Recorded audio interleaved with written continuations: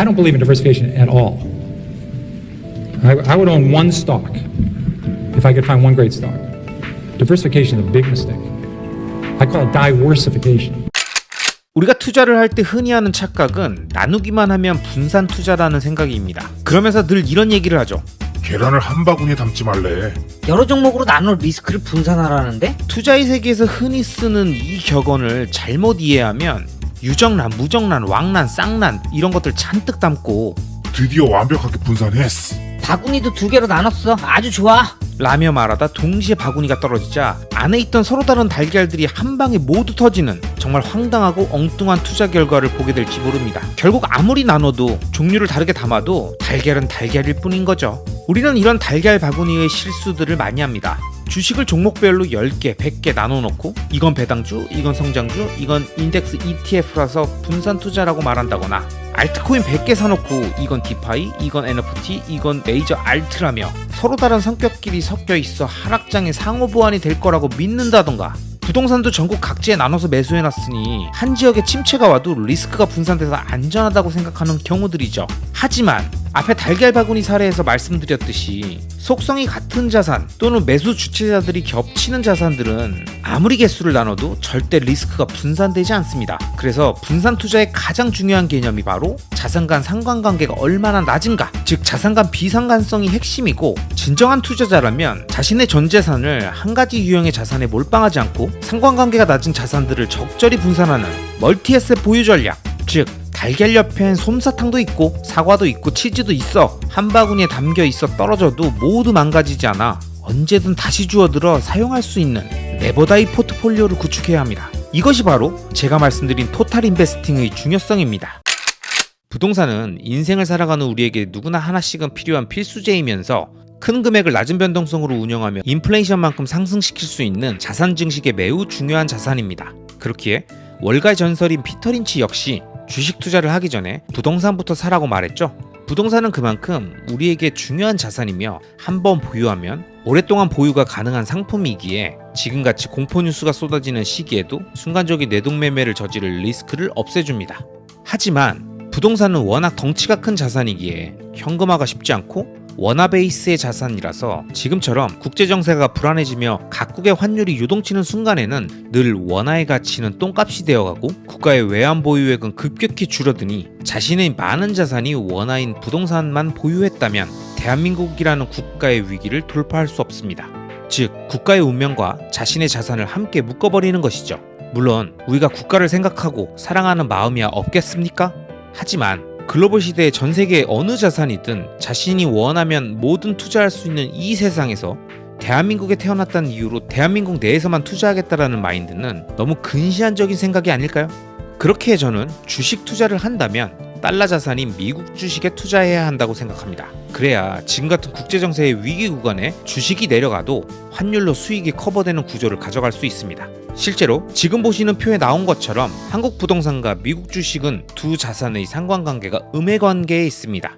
즉, 이 얘기는 통계적으로 두 자산이 서로 반대 방향으로 움직일 가능성이 높다는 것이고요. 이렇게 한 자산이 내릴 때 다른 자산이 오르거나 버텨주며 자신의 자산 규모가 급격히 쪼그라드는 현상을 막아주는 것이 투자에 있어 자산 포트폴리오를 구성하는 가장 중요한 개념이며 한국 자산과 미국 주식은 이러한 관점에서 부동자산과 금융자산의 조합이면서 다른 종류의 통화로 구성되었으며 비상관성 역시 음의 값을 갖고 있는 최상의 조합이라고 할 수 있습니다.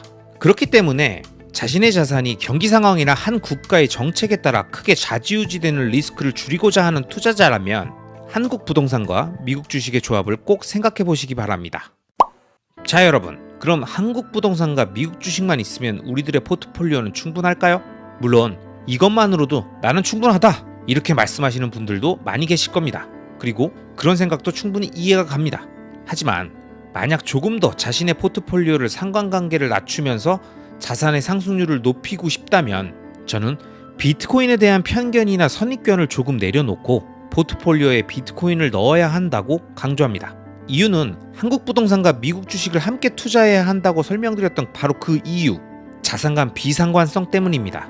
2020년에 아크인베스트먼트에서 발표했던 자료를 보면 비트코인은 주식, 부동산, 금, 오일, 채권 등 대부분의 자산들과 상관관계가 0에 가까운 매우 낮은 수준임을 알 수 있습니다. 물론 최근 들어 미국 주식 시장과의 동조화 현상이 점점 커지고 있지만 자산 간 상관관계를 평가할 때는 특정 기간에 국한된 판단보다는 장기 시계열로 놓고 그 유사성을 판단해야만 정확히 알 수 있죠. 그렇기 때문에 지금 10년간의 자산들 간의 상관관계를 봤을 때 비트코인만이 미국 주식, 미국 채권, 금, 미국 부동산, 오일, 이머징 마켓 통화 등의 대부분의 자산들과의 상관관계가 낮은 유일한 자산이라는 것을 보실 수 있습니다. 즉 자신이 한국 부동산과 미국 주식을 담은 포트폴리오에 비트코인을 자신의 믿음의 정도에 따라 아주 조금만 담더라도 다른 자산들과의 상관관계가 낮다라는 비트코인의 비상관성이 포트폴리오의 안정성과 높은 수익률에 도움이 된다는 것입니다. 주식 투자는 과학이 아니라 기술이라서 만사를 철저하게 계량할 수 있는 작업이라면 슈퍼컴퓨터를 사용하는 사람이 거액을 벌 것이다. 그러나 주식시장에는 계량화가 통하지 않는다. 주식시장에 필요한 수학은 초등학교 4학년 산수로 충분하다. 이렇게 이야기하고 있습니다. 이 이야기는 우리가 굉장히 많이 들어봤죠. 주식 투자는 수학이 아니라 기술이다. 기술을 넘어 예술이다. 이렇게 표현하는 경우들이 많습니다. 즉 수학적인 복잡한 계산에 의해서 정해져 있는 답을 도출해내는 과정이 아니라 그 하나하나의 변화 요인들을 체크하고 이곳을 잠궈보고 저기를 잠궈보고 여기를 다시 열어보고 이 코드를 바꿔보고 이렇게 저렇게 옮겨 다니면서 테스트해보면서 그 과정 속에서 하나 둘 기술적 원리들을 찾아내는 것에 불과합니다. 그리고 그렇게 찾아내는 원리들을 자신만의 투자 원칙이나 법칙으로 만들어서 설명할 뿐 그것이 전 세계에 존재하는 모든 투자에 동일하게 적용될 수 있는 것도 아니고요. 그 시대를 막론하고 오랫동안 지속될 수 있다라는 보장도 없습니다. 그렇기에 투자가 굉장히 어려운 것이죠. 그렇다고 분석이 아무 의미가 없는 것은 아닙니다. 다만 매일매일 사건 하나하나가 그날의 시황을 결정했던 원인이라는 식의 찌라시성 분석과 기사는 자신의 투자에 전혀 도움이 안 된다는 말씀을 드리고 있는 겁니다. 이건 어차피 맞을 가능성이 없는 설명을 누가 더 그럴싸한 시나리오로 설명하는지를 평가하는 일종의 작가 오디션 프로그램 같은 거고요. 우리는 그 오디션 프로그램을 시청하면서 시청자 문자 투표를 하고 있는 것과 같습니다. 즉 예능이란 이야기죠. 절대 뉴스가 아닙니다. 그래 이 얘기가 좀 더 그럴싸하네.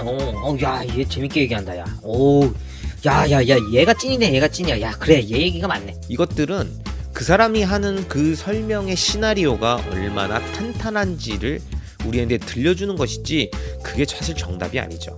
왜냐? 정답일 수 있잖아. 라고 물어보시겠지만 제가 말씀드리지 않았습니까? 전 세계 사회, 경제, 정치, 문화, 날씨, 인간의 변덕 이런 요인들을 모두 다 분석해서 지금의 상황을 설명할 수 있는 인간계에 존재하는 개체는 없다.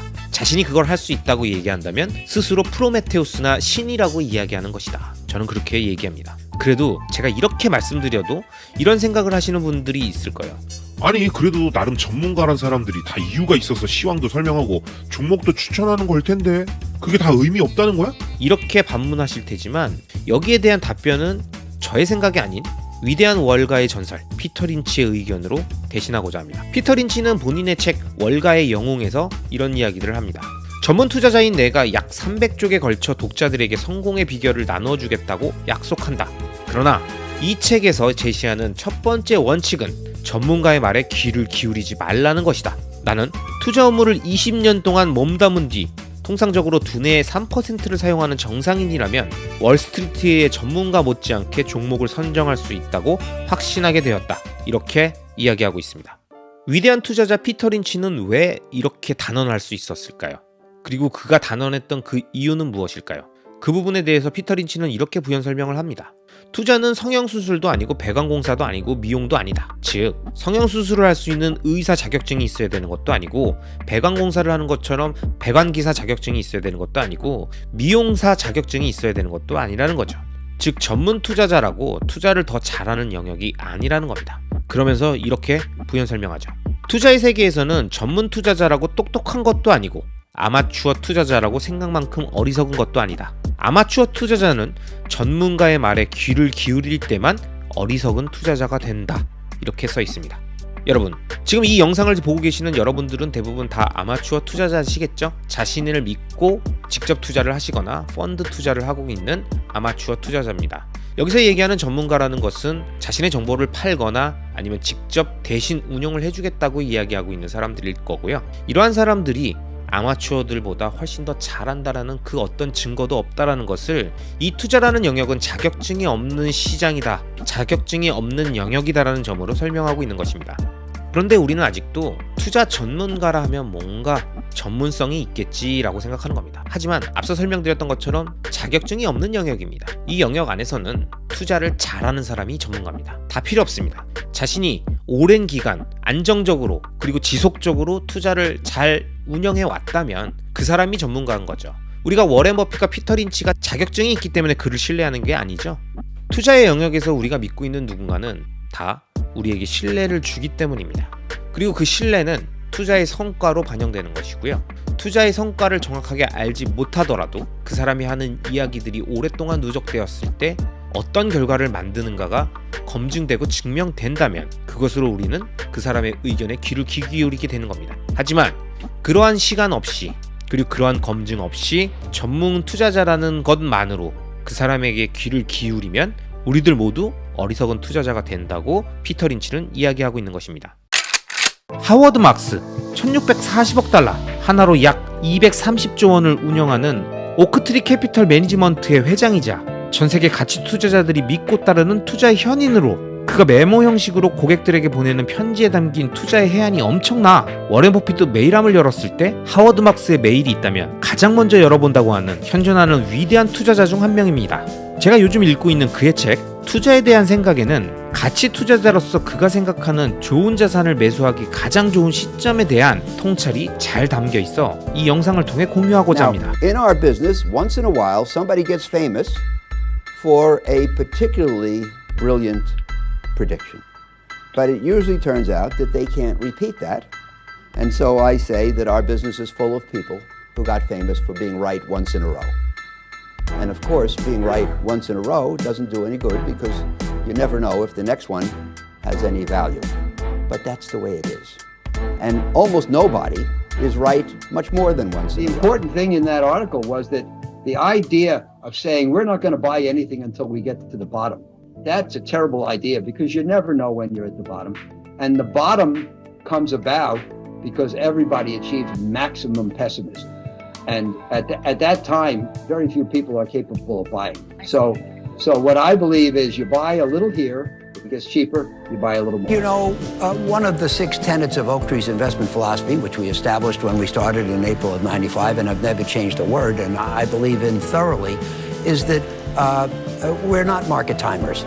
And that means mostly 2 things. We never sell to raise cash to prepare for a decline. And we never say it's cheap today, but it'll be cheaper in 6 months, so we'll wait. If it's cheap today, we buy it. If it's cheaper in 6 months more, we buy more. And I think that works much better than an assertion that we know where the market will be in 6 months. 현재 수천억대 부자이며 수많은 부자를 양성한 것으로 알려져 있는 제야의 초고수 세이노 선생님. 이미 조선일보 편집부에서 최소 1,000억 원 이상의 순자산을 보유한 것으로 확인한 투자와 사업의 찐구루인 그가 인터넷과 신문사설로 공유해온 수많은 글들을 묶은 무료 배포 PDF 전자책 세이노의 가르침에는 시대를 초월해 관통하는 인생 초고수 선배의 삶과 투자, 사업의 지혜를 엿볼 수 있습니다. 그 중에서 제가 좋아하는 한 단락엔 이런 내용이 있습니다. 고대 그리스어인 헬라어에는 시간을 의미하는 2가지 단어가 있는데 하나는 흐르는 시간을 의미하는 크로노스, 또 하나는 의미 있는 시간, 가치 있는 시간, 보람 있는 시간을 의미하는 카이로스라고 합니다. 그렇기 때문에 이런 가치 판단 기준에서 잘 산다라는 것은 부자로 산다가 아니라 그냥 흘러가는 시간을 의미 있고 가치 있는 시간으로 바꾸는 삶을 의미하는 것입니다. 그런데 여기서 세이노 선생님께서는 하나의 시간을 더 추가해 말씀하십니다. 바로 돈이 되는 시간입니다. 많은 사람들이 시간은 돈이다, 금이다 이렇게 말하지만 흐르는 시간인 크로노스에서는 전혀 돈이 되지 않죠. 출퇴근 시간에 지지고 볶고 짜증내고 술에 취해서 비틀거리는 시간들은 그냥 흘러가는 시간일 뿐입니다. 그렇다고 의미 있는 시간인 카이로스는 돈이 되는 시간이냐? 세이노 선생님은 그것도 아니라고 합니다. 예를 들어 월드컵 한국 대표팀을 한 달간 열정적으로 응원하면서 환희의 순간을 봤다면 그 시간들은 의미 있는 시간일지는 몰라도 돈이 되는 시간은 아니었다라는 거죠. 그렇기 때문에 만약 우리가 부자가 되고자 한다면 돈이 되는 시간을 많이 확보해야 합니다. 직장에서 자신의 노동을 통해 월급을 받는 행위는 돈을 버는 시간이지만 매사 기계적으로 임하며 시간을 때웠다면 돈을 버는 시간도 의미 없는 흐르는 시간으로 바뀔 수도 있고, 기계적이고 하찮아 보이는 일을 하고 있더라도 그 안에서 그 문제를 개선하고 효율화하기 위해 노력한다라던가, 아님 지금 당장 돈이 되진 않지만 지식을 얻는 데 사용하는 시간들이 있다면 이건 역시 돈이 되는 시간이라고 세이노 선생님은 말씀하십니다. 여러분, 만약 지금 내가 하고 있는 행동들에 그냥 흐르는 시간인 크로노스가 대부분이라면 우린 의미 없는 인생을 살고 있는 겁니다. 하지만 의미 있는 시간, 가치 있는 시간, 보람된 시간인 카이로스가 많다면 보다 발전적인 방향으로 나아가며 삶의 질을 올리고 있는 상태일 것이고요. 더 나아가 그 카이로스가 생산적인 활동과 연결된다면 그때 비로소 돈이 되는 시간이 만들어지며 부자의 길에 점점 다가설 수 있을 겁니다. 만약 이 영상을 보시는 부자를 꿈꾸는 분들이라면 우리에게 허락된 하루 24시간을 지금 당장 최대한 돈이 되는 시간으로 만들어 나가야 합니다. 혹시 아직 세이노의 가르침을 못 보신 분들을 위해 무료 PDF 파일이 첨부된 제 블로그 URL을 고정 댓글로 남겨놓겠습니다. 오랜 기간 무료로 지식을 나눠주신 세이노 선생님의 큰 뜻에 감사드리며 다운받아 살펴보시기 바랍니다. 자, 이번 영상은 여기까지입니다. 앞으로 이어질 다음 영상들에서도 이번 영상보다 훨씬 더 좋은 내용으로 여러분들을 찾아뵙도록 하겠습니다. 마지막으로 제 채널이 마음에 들어 구독 버튼을 눌러주시면 앞으로 올라오는 좋은 영상들을 놓치지 않고 보실 수 있습니다. 그럼 오늘도 여러분만 믿겠습니다. 시청해주셔서 감사합니다.